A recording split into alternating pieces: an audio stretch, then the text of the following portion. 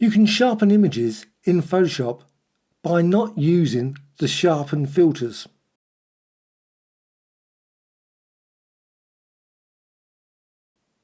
So how? How can you do it? Well, I've got this image. This is Adobe stock image. And I've got it here, and also I've made a copy.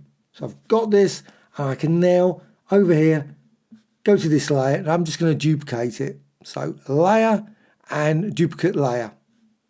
So I've got two, and with this, I'm just going to go and apply a filter. And the filter is filter, and down to other, and high pass. It's just tucked away. It's in the other section, probably not always a section you think, oh, I must look in. So high pass. And you can modify this setting. Now you can set it to anything. Maybe go for about 7 or 8. That sort of value. You just got to look and think what works best for you.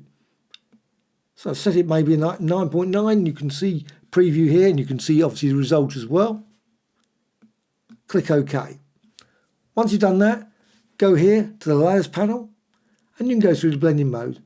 And you can go for darken, multiply. I love colour burn, looks absolutely brilliant. But you can also go for linear burn, but also go down here to overlay. That's another option.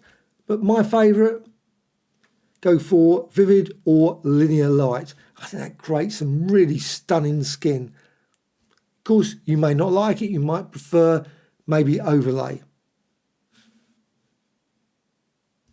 So you can just check out the original, and there's the new one. Of course, once you finish with it, you can then just go to layer and flatten image. If you've got any questions, please let me know in the comments below. Thank you much.